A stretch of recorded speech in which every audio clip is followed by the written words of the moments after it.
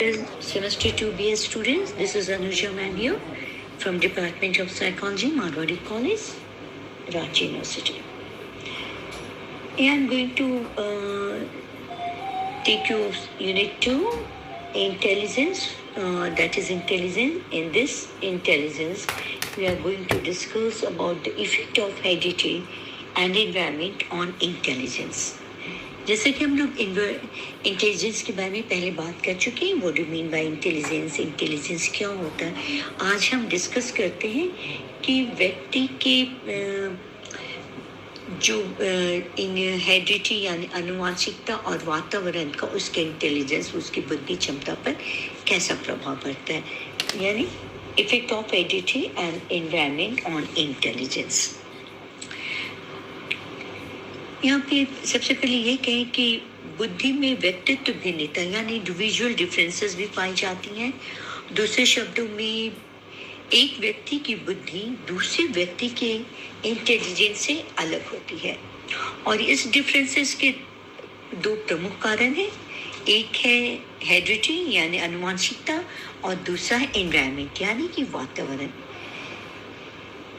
कुछ मनोवैज्ञानिकों के बीच कोई कुछ मतभेद भी नहीं है, परंतु जब प्रश्न ये उठाया जाता है कि इसकी विभिन्नताओं में कितनी आनुवंशिकता का योगदान है और यानी कंट्रीब्यूशन है और कितना वातावरण यानी एनवायरनमेंट का योगदान है, तो मनोवैज्ञानिकों के बीच में तब देखा गया कि काफी मतभेद उत्पन्न हो गया और दोनों के पक्ष में प्रयोगात्मक सबूत भी है।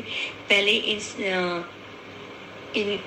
इस विषय में हम लोग ये भी थोड़ा डिस्कस करें कि आनुवंशिकता के पक्ष में यानी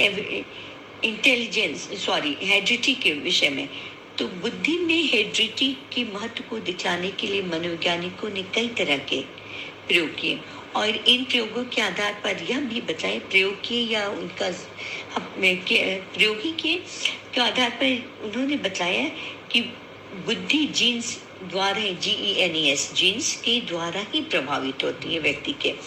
और इन सभी अध्ययनों को उन लोगों ने कुछ वर्गों में विभाजित भी करके उसको इसके तथ्य को परिभाषित बतलाया है।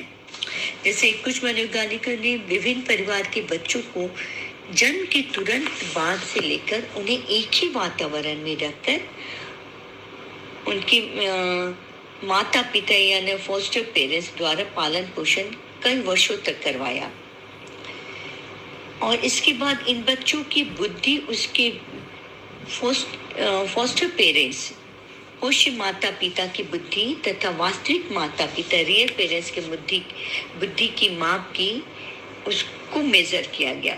मतलब जो बच्चे जिनके बच्चे थे उनके पास नहीं दे करके एक अन्य वातावरण में दूसरे व्यक्ति के पास उसके बच्चे को दे दिया जाता है जहाँ उनकी लालन पालन यानी उनकी परवरिश होती है और रियल पेरेंट्स के पास उनको नहीं छोड़ा जाता। ये स्टडी करने के लिए कुछ मनोवैज्ञानिकों ने इस बात में स्टडी किया कि वातावरण का इम्पैक्ट उसके इंटेलिजेंस पे कितना पड़ता है और आनुवंशिकता यानी हेरिडिटी का।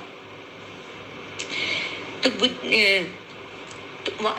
अपने वास्तविक माता पर ये पेरेंट्स के पास बुद्धि की माप की गई तो परिणाम में देखा गया कि ऐसे सभी जितने भी बच्चे थे इन बच्चों की बुद्धि एक दूसरे से भिन्न डिफरेंट थी, यद्यपि उन्हें समान वातावरण में रखा गया था और ऐसा इसलिए हुआ कि इन बच्चों की आनुवंशिकता अलग अलग थी। यदि वातावरण सचमुच में अधिक प्रभावशाली होता तो इन सभी बच्चों की बुद्धि एक समान होती क्योंकि उन्हें समान वातावरण में रखा गया था। और इस तरह के अध्ययन बर्ट 1955 एंड 1966 तथा शील्ड्स 1962 द्वारा इस तरह का एक्सपेरिमेंट किया गया। और इतना ही नहीं, इन अध्ययनों के अनुसार आनुवंशिकता के समर्थन में एक दूसरा तथ्य भी मिलता है और ऐसे बच्चों की बुद्धि अपने वास्तविक माता पिता की बुद्धि से काफी समान सिमिलर थी। एस्कार 1981 ने भी अपने अध्ययन के आधार पर इस समानता की पुष्टि भी की है और वास्तविक माता पिता की बुद्धि तथा उनके बच्चों की बुद्धि के बीच एक सहसंबंध कोरिलेशन कोएफिशिएंट 0.05 लेवल पर देखा, जबकि फॉस्टर पेरेंट्स की बुद्धि तथा उसके द्वारा पाले पोसे गए बच्चों की बुद्धि के बीच सहसंबंध यानी कि उनका जो स्कोर था वो 0.225 का था। इससे यह साबित तो हो गया कि बुद्धि पर आनुवंशिकता का प्रभाव अधिक पड़ता है और इस तथ्य का मजबूत प्रयोगात्मक समर्थन अभी प्लूमीन तथा उनके सहयोगी द्वारा किए गए अध्ययनों से भी यह पता चला। और यह अध्ययन जो कोलोराडो दत्तक ग्रहण प्रोजेक्ट या में के नाम से अधिक मशहूर है। इन्होंने 245 बच्चों को सम्मिलित किया था, जिसकी माताएं जन्म से ही कुछ दिन अर्थात 30 दिनों के बाद ही उन्हें दत्तक ग्रहण करने के लिए छोड़ गए थे।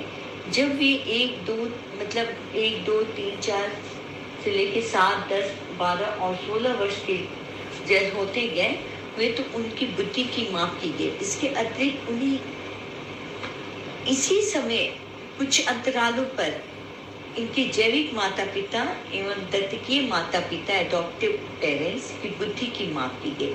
परिणाम यह देखा गया कि समय बीतने पर इन बच्चों की बुद्धि तथा उनके जैविक माता पिता ओरिजिनल पेरेंट्स की बुद्धि में सहसंबंध बढ़ता गया और दूसरी तरफ उन बच्चों की बुद्धि तथा उनके दत्तक माता पिता जो उन्हें एडॉप्ट करके रखे थे कि बुद्धि के बीच सहसंबंध समय बीतने पर कम होता गया। तो इस अध्ययन के आधार पर यह भी स्पष्ट हो जाता है कि बुद्धि में जो है आनुवंशिकता की भूमिका है, हेरिडिटी का असर होता है। बुद्धि में कारकों की भूमिका का समर्थन भी कुछ ऐसे अध्ययनों से हुआ है जिसमें कि कुछ रिसर्चर जैसे रूटर तथा कोडो ने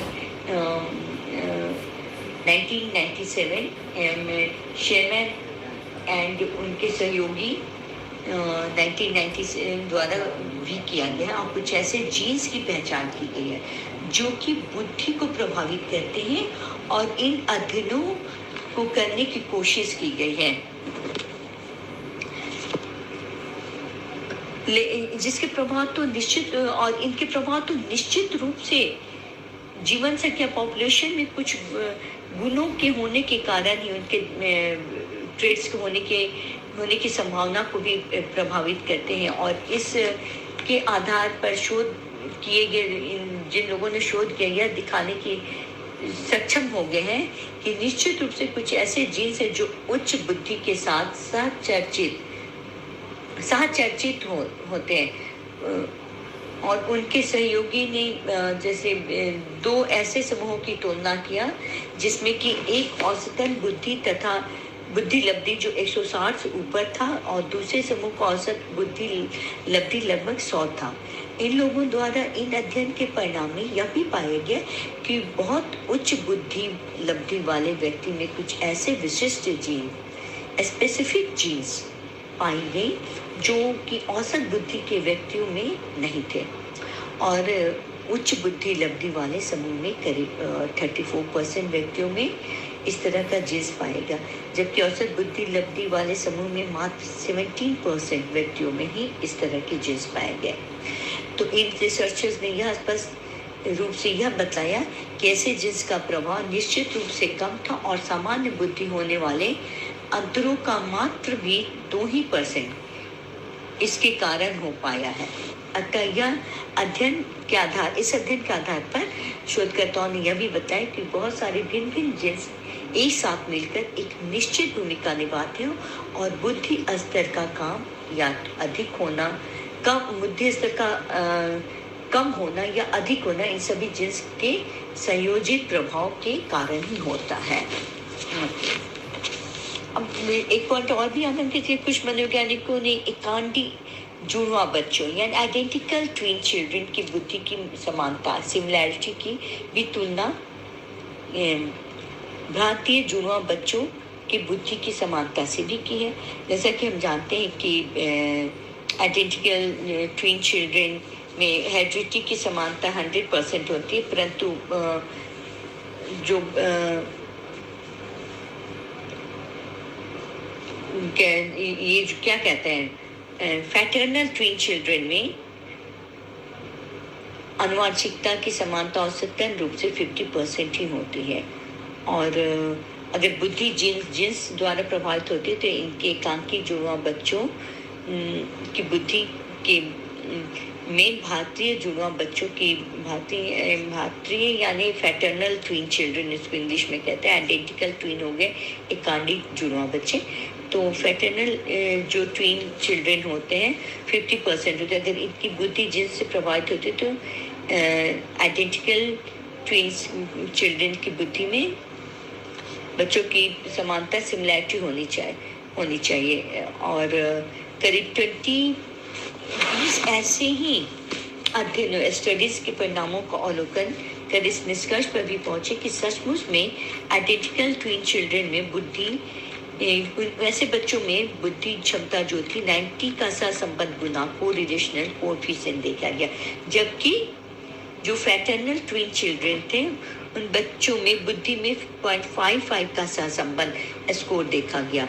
इस अध्ययन से यह भी स्पष्ट होता है या संकेत मिलता है कि बुद्धि पर आनुवंशिकता यानी हेरिडिटी से निर्धारित होती है। हमारे ज्यादातर आनुवंशिकता से निर्धारित होती है। कुछ मनोवैज्ञानिकों ने आनुवंशिकता के पक्ष में तीसरे तरह का सबूत दिया। इन लोगों ने आइडेंटिकल ट्विन चिल्ड्रन को जन्म के तुरंत बाद दो अलग अलग वातावरण में रखकर उनका लालन पालन यानी उनकी परवरिश की और तुलनात्मक अध्ययन करने के विचार में से इन लोगों ने कुछ भारतीय जुड़वा यानी फैटर्नल ट्विन चिल्ड्रन को एक ही वातावरण में रहकर उनकी परवरिश की। तो भिन्न मनोवैज्ञानिकों ने 3 देशों अर्थात डेनमार्क, इंग्लैंड तथा अमेरिका में कि जुड़वा बच्चों में करीब 122 पेयर का 4 अलग अलग इस तरह से अध्ययन किए। इन 4 अध्ययनों में आइडेंटिकल ट्विन चिल्ड्रन जिन्हें अलग अलग वातावरण में रखा गया था उनकी बुद्धि में काफी समानताएं पाई गई और जिन्हें एक ही बात और पाएंगे। और इस 4 अध्ययनों में इसका संबंध मतलब उनका जो कोरिलेशन कोएफिशिएंट था 0.96 से 667 एंड 0.77 to 0.86 पाया गया। इसको हम पूरे इसको ब्लैक बोर्ड पे मैथमेटिकल टर्म से हम पढ़ा सकते हैं, बट आप लोग बुक्स में देख करके समझने की कोशिश कीजिएगा, अपने अपने किताब को खोल के इसको पढ़ के। और ये पाएंगे कि इसमें जो फैटर्नल ट्विन चिल्ड्रन थे जिन्हें एक ही वातावरण में रखा गया वैसे जगह परवरिश की गई तो वो काफ़ी अधिक था। इस परिणाम से यह भी स्पष्ट होता है कि बुद्धि पर आनुवंशिकता का प्रभाव तो अधिक पड़ता है और इन्हीं 4 अध्ययनों के परिणाम के आधार पर जैनसन 1969 to 1972 शाकली एंड इस निष्कर्ष पर पहुंचे कि हेरिडिटी बुद्धि के निर्धारण में महत्वपूर्ण भूमिका निभाती है, जबकि वातावरण की भूमिका काफी सीमित रहती है। जॉनसन के अनुसार बुद्धि की आनुवंशिकता गुणांक हेरिडिटी एबिलिटी कोएफिशिएंट 0.80 है, जिसका मतलब यह हुआ कि करीब भौतिक विभिन्नता इंटेलेक्चुअल डिफरेंस का 80% हेरिडिटी के फैक्टर्स पर निर्भर करता है एंड 20% वातावरण संबंधी कारकों पर निर्भर करता है। इसलिए इसे मनोवैज्ञानिकों ने मतलब इसको प्राप्त करना हाइपोथेसिस की संज्ञा भी दी है। दूसरे शब्दों में बुद्धि के निर्धारण में आनुवंशिकता का महत्व वातावरण के 4 गुण अधिक होता है। तो हाल ही के जैसे कि हाल बोचार्ट तथा उनके सहयोगियों ने भी एक अध्ययन पर यह दिखाया कि आइडेंटिकल ट्विन चिल्ड्रन को अलग अलग वातावरण में लालन पालन के बावजूद उनकी बुद्धि लब्धि में उच्च सहसंबंध काफी हाई कोरिलेशन कोएफिशिएंट देखा गया। तो व्यक्ति की बुद्धि में अंतर होने के कारण आनुवंशिकता ही है और इसके समर्थन में कुछ मनोवैज्ञानिकों ने भी बहुत तरह के अपने सबूत और स्टडी के आधार पर इसको प्रूव किया है कि हेरिडिटी का किस तरह से इम्पैक्ट पड़ता है बच्चों के इंटेलिजेंस पर।